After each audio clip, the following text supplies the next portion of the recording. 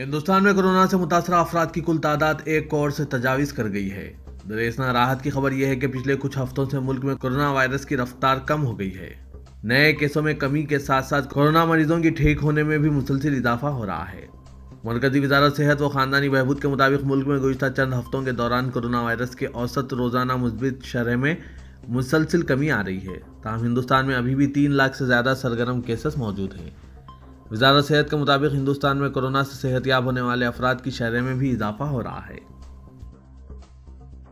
वज़ीर-ए-आज़म नरेंद्र मोदी के पार्लिमानी दफ्तर की तस्वीरें कमर्शियल वेबसाइट OLX पर डालकर इसे 7.5 करोड़ रुपए में फरोख्त करने की ऑनलाइन पेशकश करने के इल्जाम में पुलिस ने वाराणसी में 4 अफराद को हिरासत में ले लिया है। Senior superintendent of police Amit Pathan ने एक वीडियो बयान में कहा कि मामले का इल्म होते ही पुलिस ने फौरन इसकी छानबीन शुरू कर दी। बहलूपुर थाने में मुकदमा दर्ज करके 4 मुलजिमीन को हिरासत में लेकर इनसे पूछगुछ की जा रही है। उन्होंने कहा कि खातियों के खिलाफ सख्त कार्रवाई की जाएगी।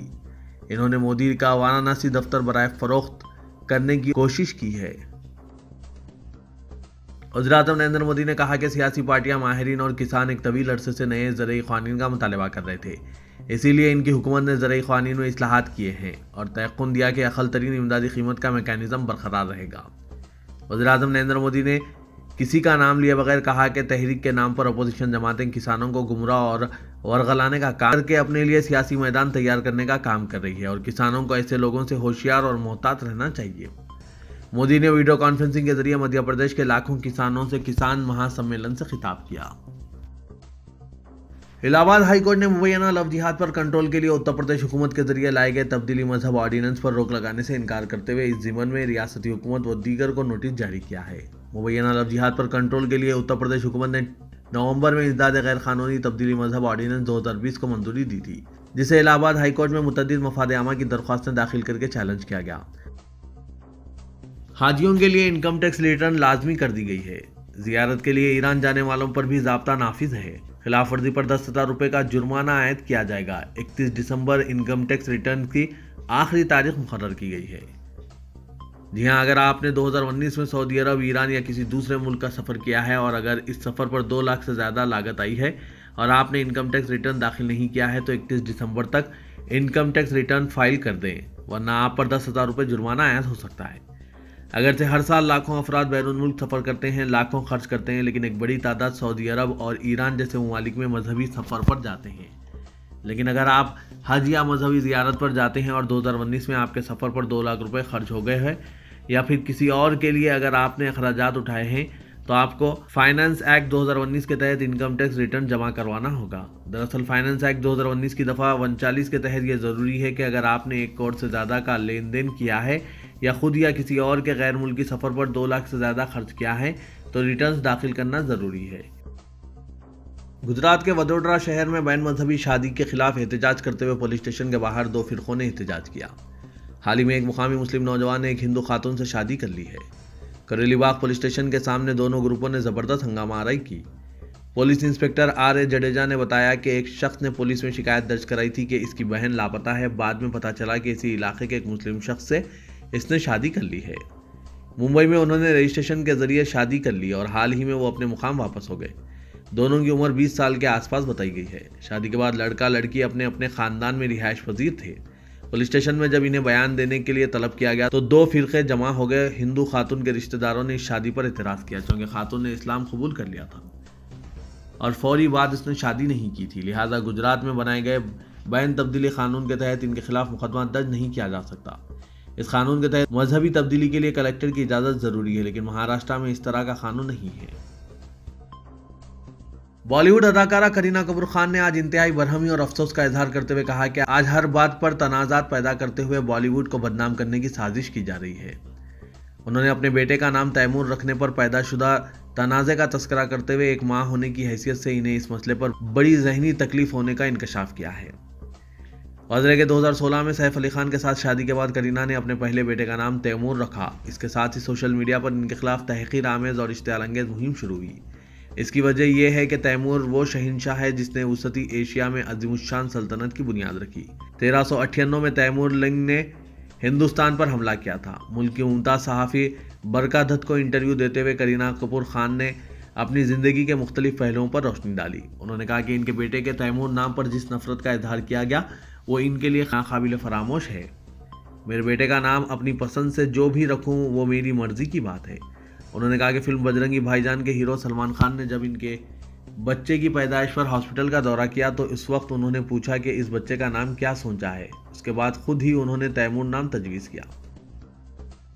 सुप्रीम कोर्ट ने काबिल एतराज़ ट्वीट मामले में stand up comedian Kunal Kamra और कॉमिक आर्टिस्ट रिचिता तनेजा के खिलाफ तौहीन अदालत का नोटिस जारी किया है। Justice Ashok Bhushan, justice R Subhash Reddy और जस्टिस एम आर शाह की बेंच ने दोनों को नोटिस के जवाब के लिए 6 हफ्ते का वक्त दिया है।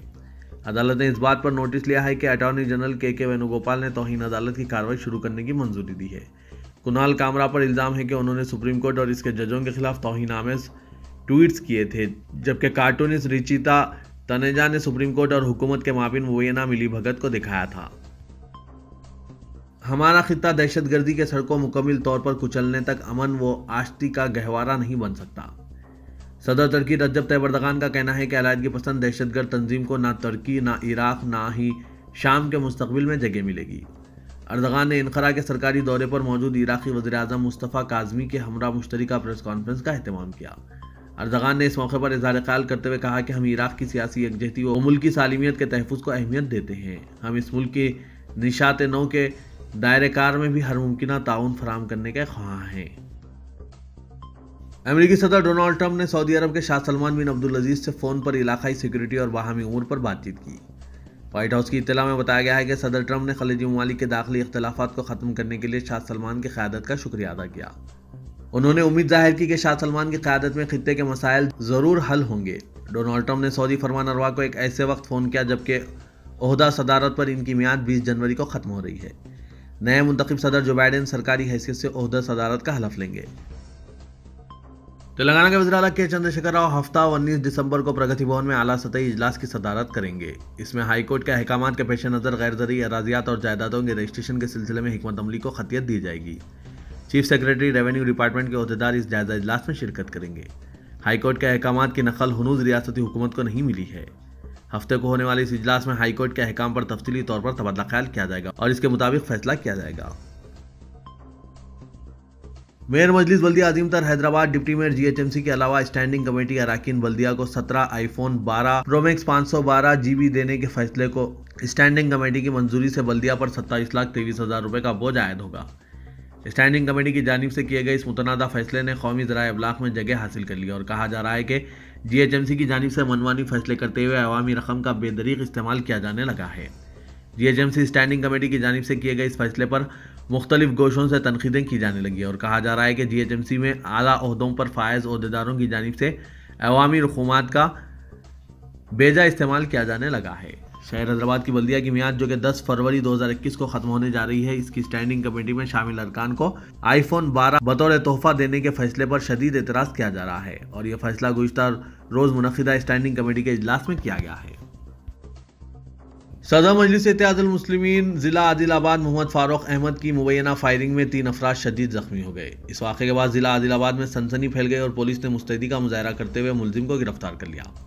Inspector general of police Y Nagi Reddy के मुताबिक जुमे की शाम 5 बजे ताटीगुड़ा इलाके में बाज़ मुकामी नौजवान क्रिकेट खेल रहे थे और इसी दौरान दोनों ग्रुप्स के दरमियान अचानक तसादुम हो गया।